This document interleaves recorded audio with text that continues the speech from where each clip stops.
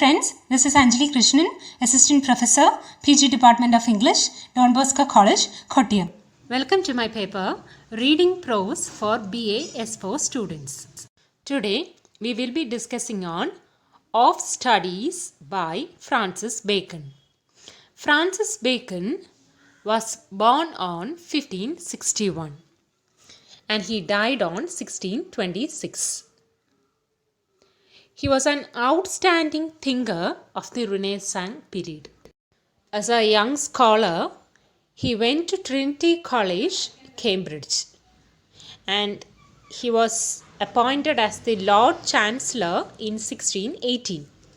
In 1621, he was accused of accepting bribes. So he was convicted, fined and imprisoned in the Tower of London. However, the king condoned his punishment and allowed him to retire to a life of study and contemplation. So there goes his essays. Francis Bacon's principal works were Advancement of Learning, Novum Organum, New Atlantics and Essays.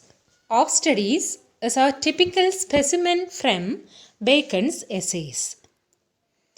It is Bacon's one of the most popular essays, which was first published in 1597. It was later enlarged and revised in the year 1625. In the essay, he specifies the three uses of studies. First one for delight, ornament, and third, ability. He also advises the readers about books of different types and from various disciplines.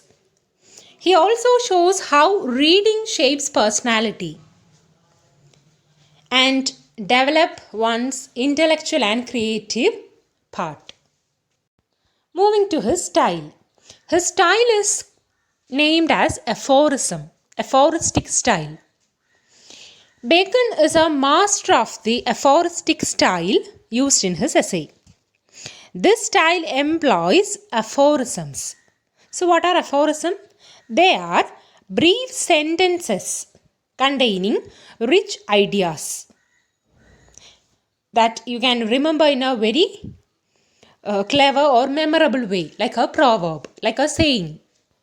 Again, his style may also be called epigrammatic, which comes from the Latin word epigram, meaning a statement expressing an idea in a clever, memorable way, like that of the same as that of aphorism.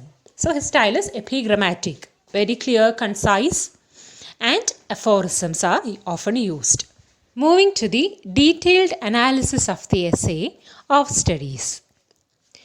Bacon starts his essay by asserting that studies serve for delight, for ornament, and for ability. So the basic three functions that a book serves as its purpose is that of reading for delight, reading for ornamentation, for ornament, and for ability.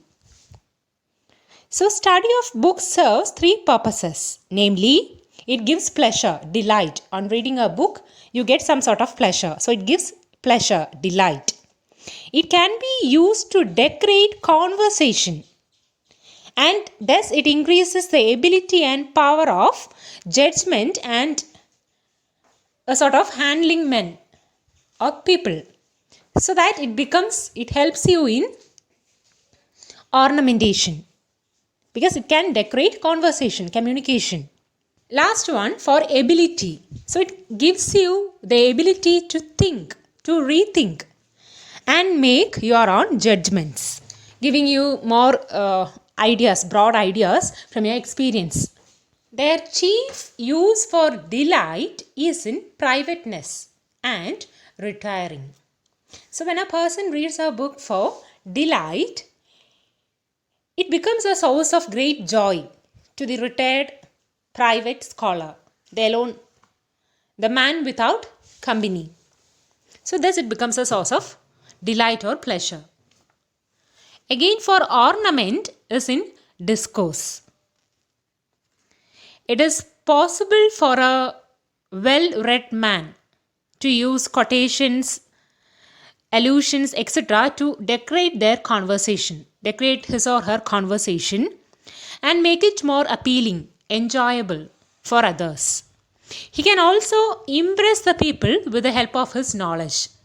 Thus, reading books help you to make your language more charming.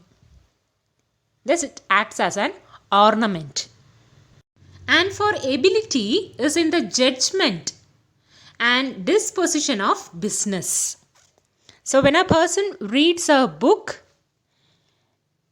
and he will be able to acquire his practical abilities, to develop his practical abilities to dispose of business and with sound judgment. An able man. Thus, Bacon says that for expert men, they can execute and perhaps judge of particulars one by one, but the general counsels and the plots and marshalling of affairs come best from those that are learned or who are interested, who are good readers. Again, to spend too much time in studies is sloth. To use them too much for ornament is affectation. So he says, but there must be moderation, a limitation, in a way limitation in the pursuit of book learning. Because if a person spends too much time reading, he will become lazy, sloth, lazy. To spend too much time in studies is sloth, becomes a lazy person. To use them too much for ornament is affectation. Affectation, a unnatural way, a unnatural behavior. So the excessive use of learning in decorating one's speech will make him showy. Sin is a unnatural behavior of a man. Then to make judgment wholly by their rules is a humor of a scholar. And only a good scholar can decide everything on the basis of knowledge obtained from books.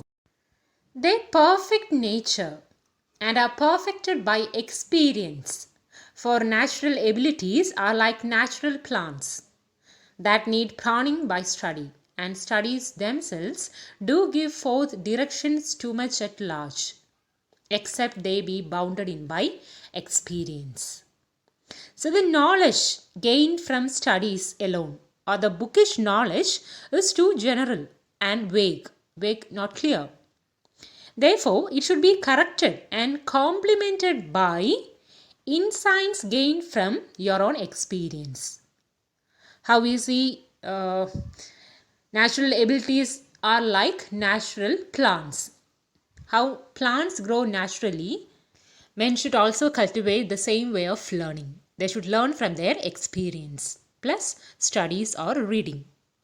Crafty men condemn studies, simple men admire them, and wise men use them, for they teach not their own use, but that is a wisdom without them, and above them warned by observation. That is, crafty men condemn studies. We should not read only to contradict others, to have a fight with others. Nor should we believe in everything we read, like simple men admiring what they read. Instead, we should critically consider the significance of what we have read. There should be wisdom. Wisdom without them and above them won by observation. So you should learn from observing things, learning things, rereading things.